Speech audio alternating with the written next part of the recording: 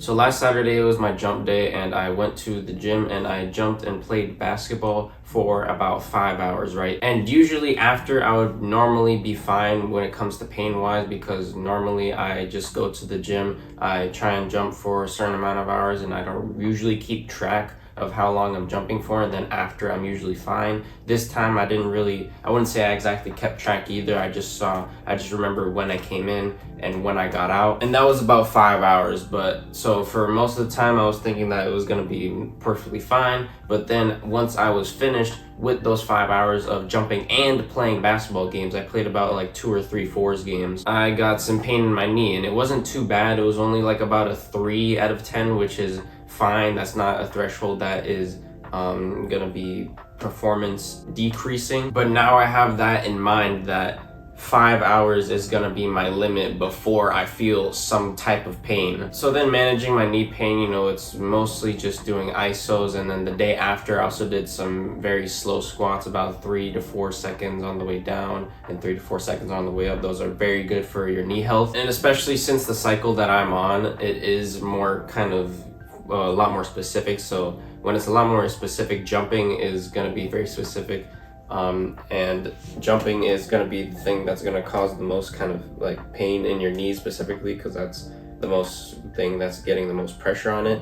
So a lot of the stuff I'm doing is a lot more specific, so it's not a surprise that I felt a little bit of knee pain. Still was able to overcome that, don't have knee pain right now, and now that I know that 5 hours is going to be that kind of limit before I feel some type of pain, now next time I'm gonna go for about 4 hours, and then I'll see how I feel then, and then depending on how I progress as an athlete, it might be less and less, because of just diminishing returns. The more elite you get as an athlete, the easier it is to detrain, and then also the harder it is to get better and to maintain your level of athleticism. But the main point I'm trying to get through is that you should know your limits, and if you train enough, you should know where your limits are at. And especially as you get more elite as an athlete, you will know, the more you train, the more you realize, like, okay, my body can now handle this and this and this, and it's gonna change up the way. The more your body changes, it's gonna change up. So you're gonna see that,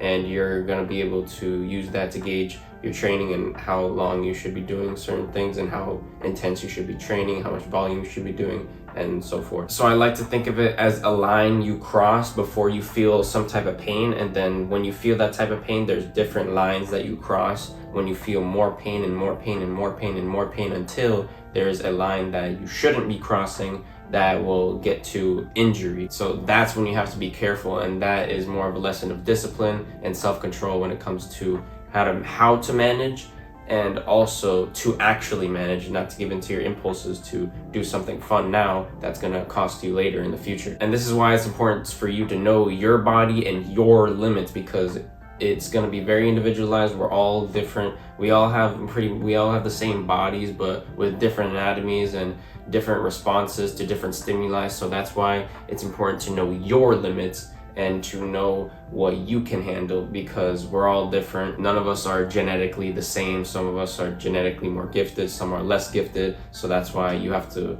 know what your limits are. So that's why, for example, NBA players, those guys push themselves throughout the whole season. They are playing hard games, like 80 something games throughout the whole entire season. They are playing hard throughout that whole season. So they really have to make sure that they can manage their pain levels, and that is why those guys do get injured a lot, because they are actually pushing their bodies to the limit. Same with people like in the NFL, especially in the NFL, because they're literally tackling each other. So that's even more stuff that you have to focus on to actually maintain throughout that whole season, which is why those players do get injured. And if you don't know your limits, that means that you don't train enough. So if you're not training enough, of course you're not going to know your limits, because you don't know what your body can handle yet. So if you want to know what your actual limits are, train enough to know and actually track what is happening in your training, and don't just mindlessly do it.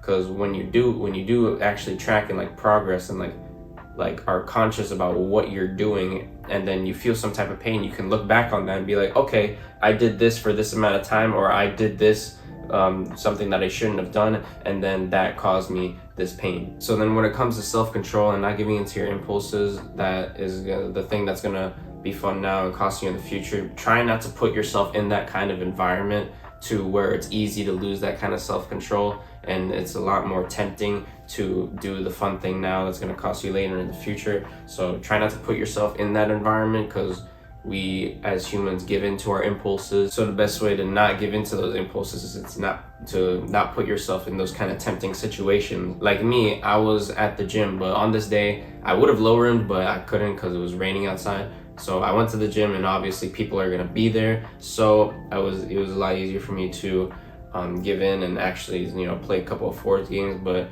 I still learned, because before I would do that and I wouldn't feel that much, I wouldn't feel pain. But now I'm doing that, and now I'm feeling a little bit of pain. So now that tells me that I need to change things up and adapt to my circumstances and to my level of fitness, so that I can manage my pain levels. And that's also why knowing your limits can be a little bit difficult, because it changes over time. You have to adapt to your circumstances over time. That's just a rule of life. You can't just have the same rigid plan, your whole life. You have to adapt to your circumstances and adapt to your situation, because if your situation is not perfect and you're waiting for your situation to be perfect for you to take action, that's gonna take forever. And why not just do it now? So when you do it now, it's gonna be easier when the situation or your circumstances are even better. So then you can actually put in more work. So, especially since your circumstances are never going to be perfect. So you have to be able to adapt as just a human, or else we're not going to get too far in life and what we want to do. So in a situation like that, I would tell you, whenever you can, just low rim instead of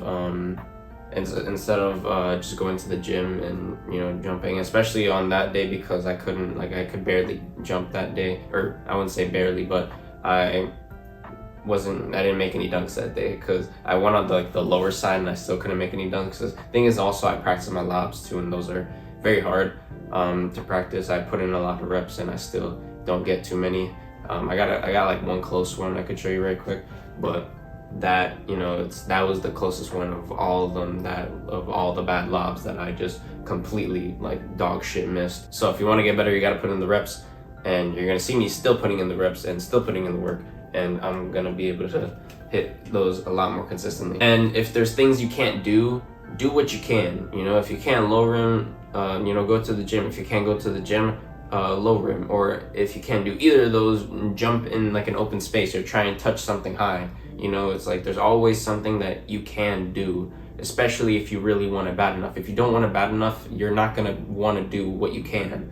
You're gonna do what you want to do. And normally, as humans, us doing what we just want to do, that would result in not a good thing. If we just gave into all our impulses and just did whatever the hell we want, that wouldn't work out. So if you want it bad enough, do what you can, and you will get your results that you desire. And so then the last thing I want to mention is that no matter at what level you are as an athlete, and no matter how genetically gifted you are, you will always, especially if you train to your limits, trying to train to reach a sort of peak in some kind of sport or some kind of thing like athleticism, like what I'm doing, to jump as high as I possibly can, you are always going to feel some type of pain. And that is just the obstacle of training to be athletic. That is what every single person who trains for some kind of sport or some kind of skill has to go through when it comes to your body. You will always feel some type of pain, but then that's actually a good thing when you feel that pain, because once you figure that out, that you figure out what your weakness is, you learn how to manage it, and you learn how to overcome that. So then next time you feel that, or next time you go against that, it's not going to be as hard to battle against. Injuries are a part of getting more athletic. It is the obstacle of getting athletic. It's what you have to go through. It's not going to be like, oh, I'm feeling pain, man, now I can't do this, or now I can't do that. No, that is supposed to happen. It's supposed to happen. It's what you have to go through. It's what you have to face, and what you have to battle, and what you have to defeat. So then if it ever comes up again, you can defeat it even easier. Or if something else comes up, you have a good idea of what to do, or kind of more so how to do it. And then you gotta, if it's something, if it's like, say you had like a knee issue, now you have a hip issue, right? Now you gotta learn how to battle that and then get over that. And that's where, coaching can come and like can help a lot. And like people with knowledge can help a lot. Like, how I'm on THP, I could just go to them and ask them like, hey, I'm feeling this, what should I do? That's where that can help, instead of, say, if you're by yourself, you feel something, you gotta look up on social media and see go through all the bullshit, all the misinformation before you find the one guy that will actually tell you how it is and how to get through it. So that's pretty much it for this one. I hope you enjoyed this one. If you did, like, subscribe. I'll see you in the next one. Peace.